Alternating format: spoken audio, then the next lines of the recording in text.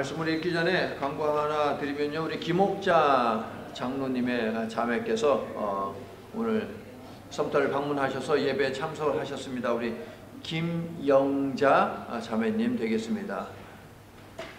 감사합니다.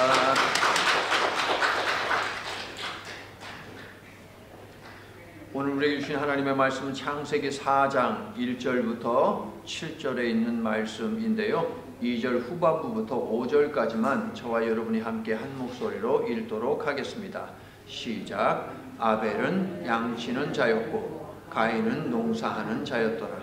세월이 지난 후에 가인은 땅의 소산으로 제물을 삼아 여호와께 드렸고 아벨은 자기도 양의 첫 새끼와 그 기름으로 드렸더니 여호와께서 아벨과 그의 제물은 받으셨으나 가인과 그의 제물은 받지 아니하신지라.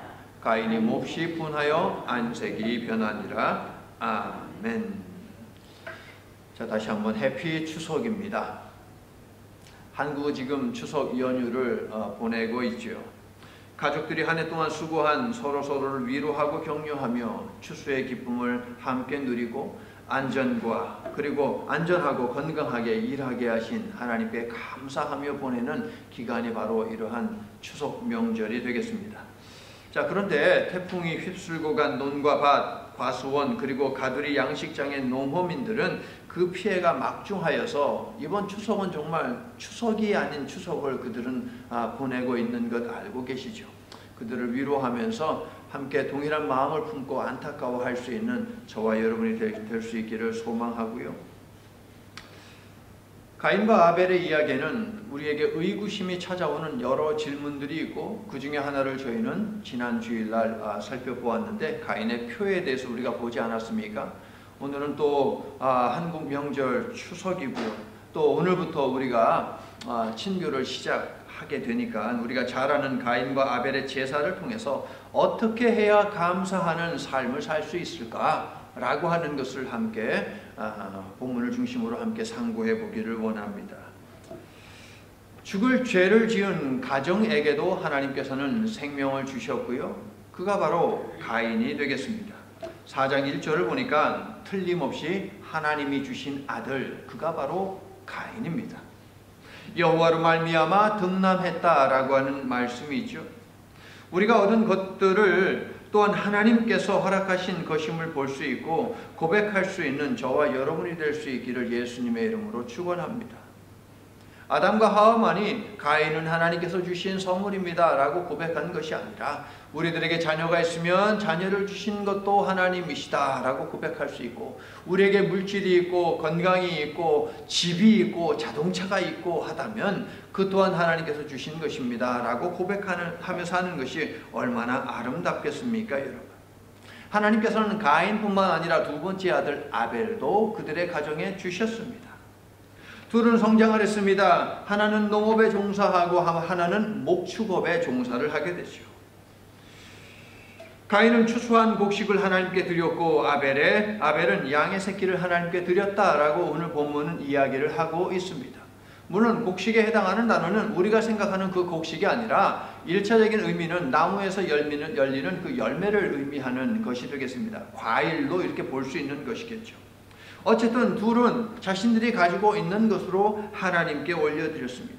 그런데 어쩐 일인지 하나님께서는 가인이 드린 제물은 받지 아니하시고 아벨이 드린 제물만 받으셨다라고 하는 것이 우리로 하여금 충격을 받게 하고 질문을 하게 합니다. 왜 하나님은 가인이 드린 제물, 제사, 예배는 받지 아니하신 것일까라고 말입니다. 이러한 하나님의 차별에 대한 이유를 학자들도 궁금했고 그들 나름대로 연구했고 여러 가지 이유를 제시를 하고 있는데요. 첫 번째, 아벨은 양, 즉 짐승을 하나님 앞에 드렸기 때문에 하나님이 받으신 것이다 라고 주장하는 학자들이 있습니다. 그런데 이들의 주장이 맞다면 하나님은 육식가이십니까? 하나님은 고기를 좋아하는 육식가입니까? 성경에는 분명 우리가 레위기를 얼마 전에 읽어서 확인했듯이 곡식으로 드리는 제사도 있고요. 하나님은 곡식으로 드리는 제사도 받으시는 분입니다.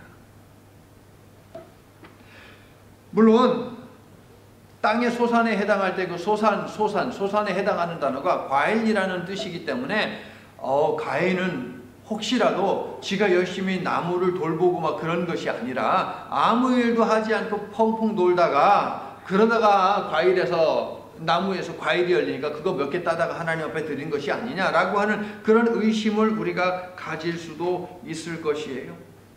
그런데 하나님께서는 가장 비싼 소에서부터 그 돈 주고 사지 않아도 되는 비둘기, 산에 가서 비둘기 잡아서 바쳐도 하나님은 그것을 기쁘게 받으시는 분 아닙니까? 곡식 한 줌을 하나님 앞에 드려도 하나님은 그거 받고 기뻐하시는 분이라고 레위기는 우리에게 이야기하지를 않습니까? 하나님께서는 예배를 위해 가지고 나온 예물의 크기와 종류를 보시는 분은 아니다라고 하는 것이 레위기가 우리에게 증명하고 있는 부분이죠. 대부분 신앙인들은 아벨이 양의 첫 새끼를 드렸다라는 것에 초점을 맞추고 이야기합니다. 목사님들도 이 부분에 집중해서 설교하는 것을 많이 들었습니다. 그런데 이런 식의 대답이라면 가인이 먼저 제사를 드렸다라고 하는 것도 우리는 짚고 넘어가야 됩니다. 아벨이 하나님을 먼저 찾지 않았습니다. 가인이 먼저 하나님을 찾았습니다. 그리고 짐승 새끼야 시도 때도 없이 납니다. 여러분 저희 집에 가다가 목장인데 거기 보면 새끼들이 계속 있어요. 새끼들이. 그 얘기는 뭡니까? 시도 때도 없이 계속 배란기가 되면 얘네들이 새끼를 낳는다는 거죠. 그러니까 어느 때든 얻을 수 있는 것이 가축 새끼입니다. 농사는 어떻습니까? 오늘 심었다고 여러분이 내일 거둘 수 있습니까? 오늘 심었다고 3개월 후에 거둘 수 있습니까? 아니요. 6개월이나 1년의 시간이 지나야 되고 어떤 경우에는 3년, 4년, 5년 지나야지 열매를 얻는 그러한 농작물들도 있습니다. 그런 과일들도 분명히 존재합니다.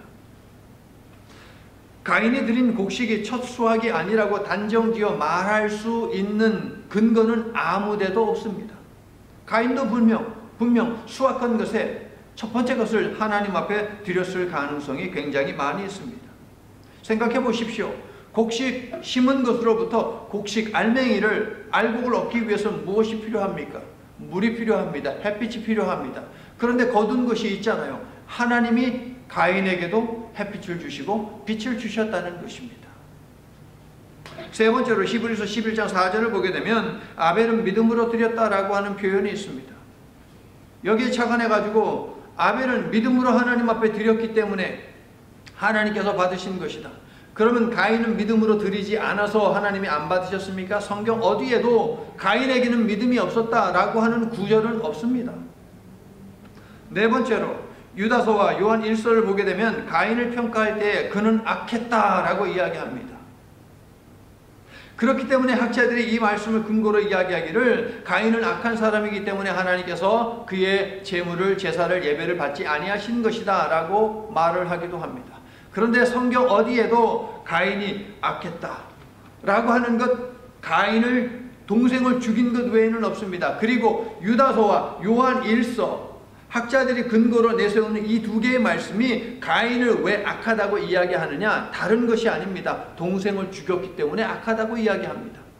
동생을 죽이기 전에, 즉 하나님 앞에 그가 제물을 바칠 때에 그가 어떻게 악했는지에 대해서는 성경은 아무 이야기도 하고 있지 않다는 것이죠. 이상 네 가지의 주장들을 살펴보니 아벨의 제사를 받고 가인의 제사를 받지 않으신 이유는 가인이 바친 제물 때문이 아니다. 아벨이 바친 제물 때문이 아니다 하는 것을 확실히 알 수 있습니다. 그러면 문제는 무엇입니까? 4절 후반부, 5절 전반부를 문자 그대로 번역하면 답이 아주 선명합니다. 제가 언젠가 여러분들에게 세세하게 한번 읽어드린 적이 있어요. 자, 원문에는 이렇게 되어 있어요. 그래서 그러나 라고 하는 접속사가 굉장히 많습니다. 준비되셨어요? 여호와께서는 아벨을 반기셨습니다. 그래서 그가 바친 제물도 반기셨습니다. 그러나 가인은 반기지 않으셨습니다. 그래서 그가 바친 제물도 반기지 않으셨습니다. 이게 원문에 있는 내용입니다. 히브리 성경은 이렇게 되어 있습니다. 그래서 그러나 그래서 이렇게 되어 있어요.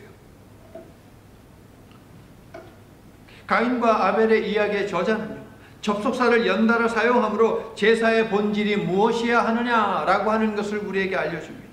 하나님께서 유독 아벨의 제사만을 받으신 이유가 무엇인지 분명하게 알려주고 있는 것이지요.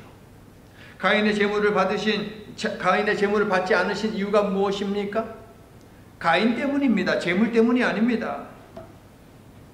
아벨의 제물을 받으신 이유는 뭡니까? 가인에게 있습니다. 아벨에게 있습니다. 아벨의 제물에 있지 않습니다. 아벨의 제물을 받으신 것은 아벨이 드린 예물을 받을 만한 삶을 아벨이 살았기 때문에 하나님께서 받으셨다는 것이고, 가인의 것을 받지 아니한 것은 가인이 그러한 삶을 살지 못했기 때문에 그가 일확천금을 가지고 와도, 세상에서 가장 값진 것을 가지고 와도 하나님은 그가 드린 제물을, 예배를 받지 아니하신다는 것이지요.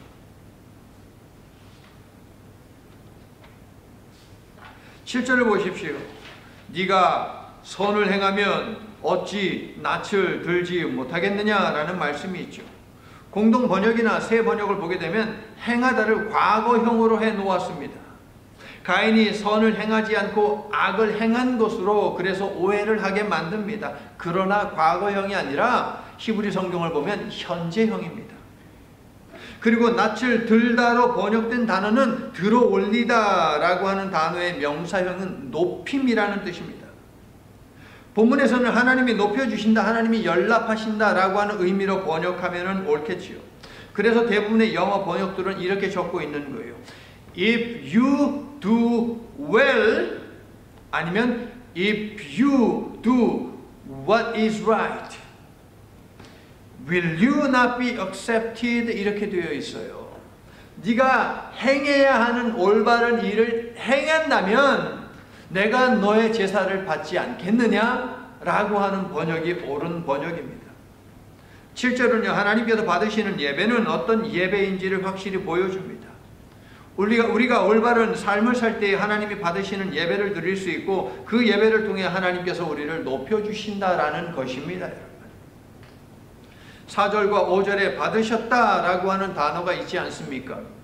이 단어를 통해서도 우리는 확실히 알 수 있습니다. 옛날 성경에는 받으셨다, 이것이 연락하셨다라고 하는 단어로 번역이 되어 있지요. 그런데 해당하는 단어는요, 샤아라는 단어인데 주시하다, 존경하다라는 뜻입니다. 이 단어는요, 우리를 살피시는 하나님께서는 사람이 바친 제물이 아닌 제물을 바치는 사람의 인격을 받으시는 분이다 라고 하는 의미로 지금 사용이 되고 있다는 것이에요.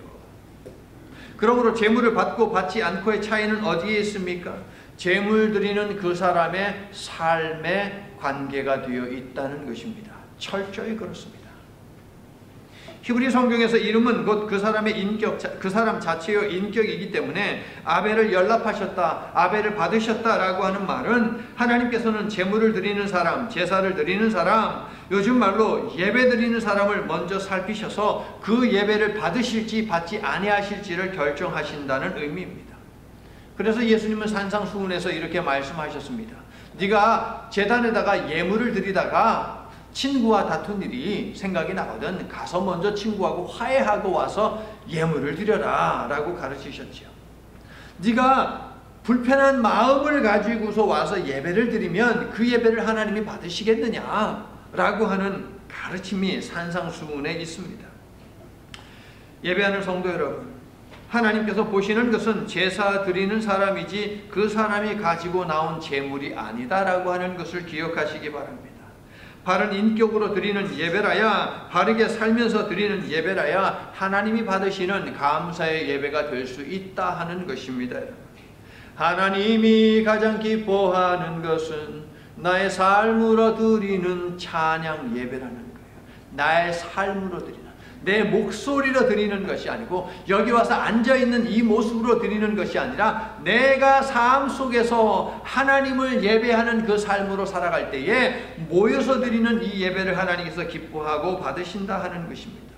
그래서 제가 늘 강조하듯이 우리는 모이는 예배자이지만 그리고 동시에 흩어지는 예배자다라고 하는 이 사실을 기억해야 합니다.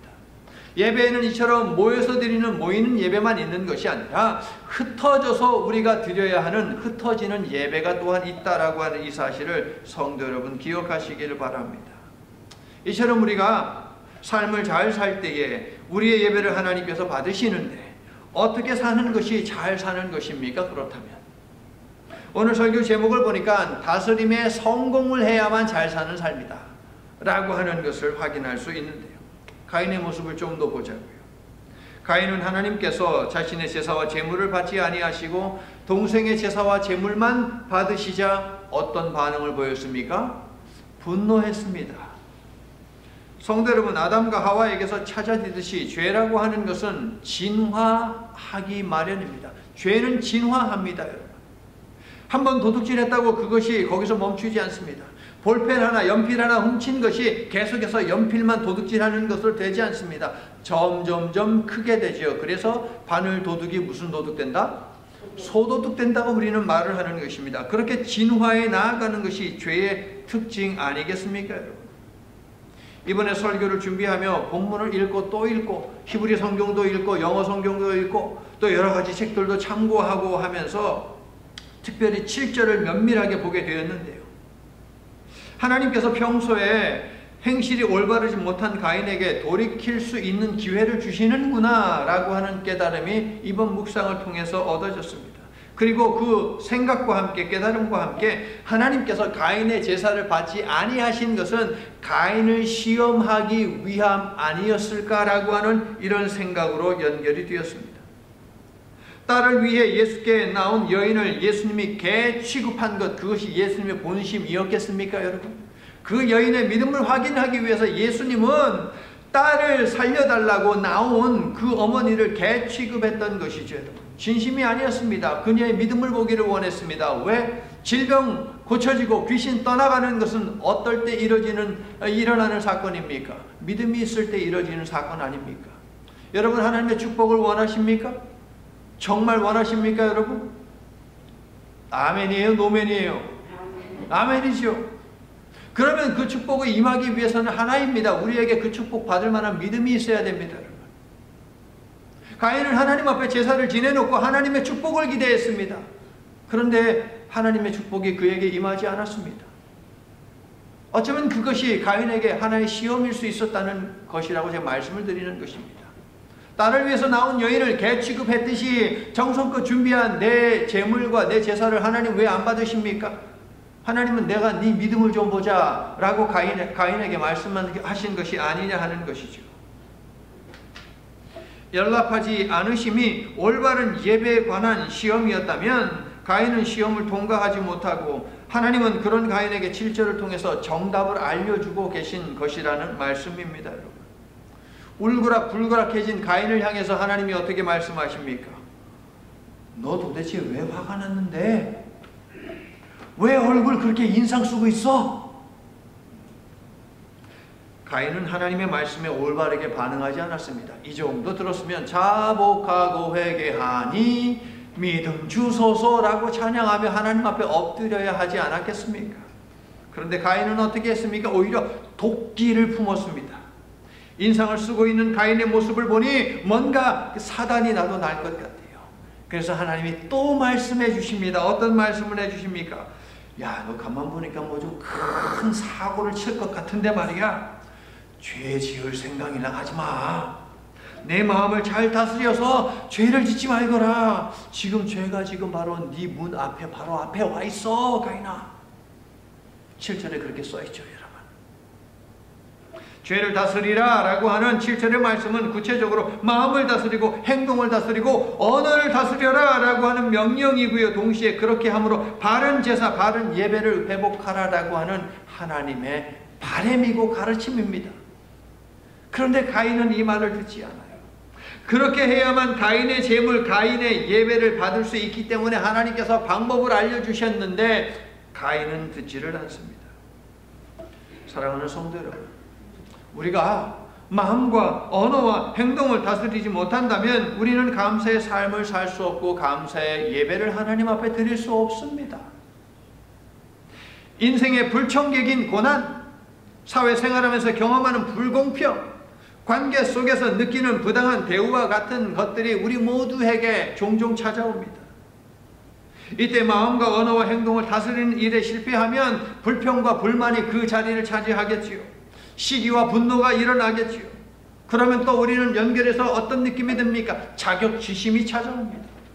자존감이 떨어집니다. 그래서 아유 왜 사냐, 살고 싶지 않다 라고 하는 마음이 들든가, 아니면 분노해가지고 옆에 있는 사람들에게 다 쏟아내 놓는 거지요. 일단 1차적으로 가족한테부터.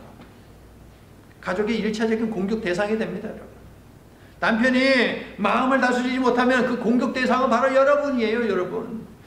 여러분이 여러분의 마음을 다스리지 못하면 남편이 여러분의 공격 대상이고 자녀들이 여러분의 공격 대상이 되겠죠. 여러분. 그러므로 마음을 다스려야 됩니다. 잘 다스릴 수 있어야 합니다. 하나님께서는 가인에게 다스려라 라고 하는 명령을 주셨는데, 다스리라에 해당하는 이 단어는 아담과 하와에게도 하나님께서 이미 주신 명령이기도 합니다. 1장 28절 하나님이 그들에게 복을 주시며 하나님이 그들에게 이르시되 다스리라, 마샬, 다스려라. 다스림은 하나님께서 복으로 주신 특권이고 은사입니다. 여러분. 다스리라라고 할 때 하나님께서는 스스로를 통제할 수 있는 통제력을 분명히 주셨죠. 여러분. 다스릴 만한 능력이 없는데 하나님께서 다스리라라고 명령을 하셨겠습니까? 여러분. 하나님께서 우리에게 명령하실 때에는 우리가 감당할 수 있는 능력도 이미 우리에게 주셨음을 믿으시기를 축원합니다. 고난이 찾아옵니까? 고난을 넉넉히 감당할 만한 믿음이 여러분에게 있기 때문에 고난이 찾아온다라고 하는 것을 여러분 기억하십시오. 하나님, 저에게 기대가 너무 큽니다. 나 그럴 믿음이 없는데요? 라고 이런 생각이 든다면, 아들을 위해서 아버지를 찾아왔던 그 아들이, 예수님을 찾아왔던 아버지가 예수님에게 했던 말이 있죠. 내 믿음 없음을 불쌍히 여겨주소서라고 하지 않았습니까? 우리도 그렇게 기도하는 거예요. 하나님, 저에게 이 고난을 이길 만한 믿음이 있어서 이 고난을 주신 것, 믿음이 있다라고 생각을 해주신 것은 감사한데, 하나님, 이 고난이 제 믿음으로는 도저히 감당할 수가 없습니다. 그러므로 나에게 감당할 수 있는 믿음을, 넉넉한 믿음을 주시옵소서라고 그렇게 기도하시고 어떤 고난이든 넘어서시기를 예수님의 이름으로 간절히 축원합니다. 선악과에 관하여 하나님께서는 아담과 하와를 경계하시면서 이렇게 말씀하셨지요. 선악과를 먹는 날에는 반드시 죽을 것이다. 이렇게 말씀하신 하나님의 명령 속에는 무엇이 있습니까? 아담과 하와가 그들에게 부여된 자유로운 그들의 의지를 가지고 불순종과 불순종 여부를 결정해야 하는 이 다스림의 문제가 그 속에 있는 거예요, 여러분. 그런데 아담과 하와는 다스림의 실패를 하지 않았습니까? 그 아버지의 그 아들, 그 어머니의 그 아들이라고 가인 역시도 죄를 다스리라 라고 하는 하나님의 명령에 실패하고 말았습니다. 귀 기울이지 않았습니다. 다스림에 실패하니 한 해 동안 농사 잘 짓고 추수를 했음에도 받은 복을 세어보지 않고 주신 하나님의 은혜에 감사하지 못하고 오직 자신의 가슴에서 불타고 있는 비교의식, 질투의 귀를 기울이게 되었다는 것이지요. 감사할 거리들도 많이 있는데 이거는 보지 않고 불평할 거리만 찾아서 불평하는 것 같아요. 여러분은 어떻습니까? 죄는 진화한다는 말씀을 제가 드렸지요. 다스림에 실패한 가인은요, 동생에게 화풀이를 하는데요, 어떻게 했습니까? 동생을 죽였습니다. 그게 끝입니까? 아니요. 발뺌했어요. 그 아버지와 그 어머니하고 똑같이 잘못을 해놓고 나서 하나님께서 찾아오시니까 오히려 하나님께서 성질을 부렸지요. 내 동생 아벨이 어디에 있느냐? 가인은 범죄한 하와와 아담이 했던 것과 똑같이 사실대로 말하지 않고 책임을 하나님께 떠넘겼습니다. 내가 아우를 지키는 자니까. 이게 무슨 말입니까? 지키는 일은 당신의 소관이지 내 소관이 아닙니다, 이 말이죠. 아우가 그렇게 된 이유는 당신이 내 재물을 받지 않았기 때문이죠. 근데 왜 나한테 책임을 추궁하십니까? 이런 말 아닙니까? 모두가 하나님 당신 때문에 벌어진 일이니 모든 책임은 온전히 다 당신의 몫입니다 라는 것이 가인의 대답입니다. 마음을 다스리지 못하니 손을 다스리지 못하고, 손을 다스리지 못하니 살인을 저지르고, 이어서 이 입도 다스리지를 못하게 됩니다. 자신의 내면을 돌보지 못하니 주변 사람들을 돌보지 못합니다. 방귀 낀 놈이 성낸다고요. 가인은 해서는 안 되는 일을 했다는 것을 알기 때문에 오히려 더 언성을 높이며 하나님 앞에 따졌던 것입니다. 내가 내 아우나 지키는 그런 한가한 사람으로 보입니까? 라고 말이에요. 선악과를 범한 아담과 하와에게 하나님께서는 왜 선악과를 따먹었느냐 라고 문책하지 않으셨습니다. 않으셨어요. 모든 사실을 알고 계시지만 아담과 하와에게 Where are you? 라고 물으셨습니다. 아벨을 다시 찾으셨을 때도 하나님께서는 결코 왜 아벨을 죽였느냐 라고 문책하지 아니하셨습니다. Where is your brother? 라고 물으셨지요. 하나님의 질문, 어디에 있느냐? 이 질문은요, 우리로 하여금 올바른 것을 말하도록 올바른 곳에 서고 앉도록 기회를 주시는 질문입니다, 여러분. 네가 서야 하는 곳이 어디 있느냐? 네가 있어야 하는 곳이 어디에 있느냐라고 하는 것을 묻는 것이지요. 시편 1편의 생각이 나시죠, 여러분? 오늘 잘 오셨습니다, 성도 여러분.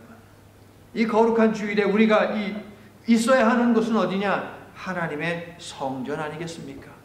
이 거룩한 주일에 우리가 해야 하는 것은 무엇입니까? 하나님께 드리는 예배가 아니겠습니까? 동의하세요? 추석이라는 감사의 절기 때에 더더욱이 우리가 해야 하는 일은 무엇이냐? 하나님의 성전을 찾아서 하나님께 감사로 예배하는 것임을 믿습니다. 성도 여러분, 하나님께서는 여러분이 드리는 모든 예배를 받으시기를 원합니다. 이 제단에서 드리는 예배뿐만 아니라 밖에서 여러분이 삶으로 드려야 하는 그 예배도 하나님은 받으시기를 원하십니다. 하나님이 기쁘게 받으시는 예배의 실마리는 어디에 있느냐? 다스림에 있습니다. 삶 속에서 경험하는 다양한 사람들, 여러 일들이 있는데 여러분은 하나님을 믿으며 예배하는 사람임을 기억하면서 마음을 잘 다스리시기를 바랍니다. 언어를 잘 다스리시기를 바랍니다. 행동을 잘 다스리시기를 바랍니다. 그래서 여러분이 어디에서, 교회에서든지 간에, 차 안에서든지, 가정에서든, 직장에서든, 거리에서든 여러분이 삶을 통해서 예배자임을 표출할 때에 하나님은 그것을 기뻐 받으시고 여러분의 삶을 온전히 통째로 기뻐 받으시기를 예수님의 이름으로 간절히 축원합니다.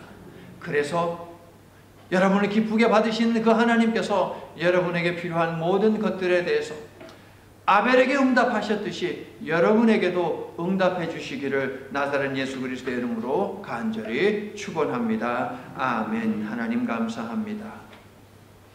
오늘도 우리들을 하나님의 제단으로 불러주시고 생명의 말씀으로 우리의 심령을 채워주셔서 하나님 감사합니다. 우리의 마음에는 언제나 하나님의 마음이 안착되어 있게 하여 주시옵소서. 그리하여서 어떤 사람을 상대하든 어떤 일을 만나든 아버지 하나님의 말씀을 중심으로 상대할 수 있는 저희들 되게 하여 주시옵기를 간절히 바라옵고 원합니다. 그리하여서 우리의 삶은 예배자의 삶이 되어서 하나님을 기쁘시게 해드리는 그러한 삶을 살아갈 수 있도록 주님 축복해 주시옵소서. 예수님 이름으로 기도드립니다. 아멘.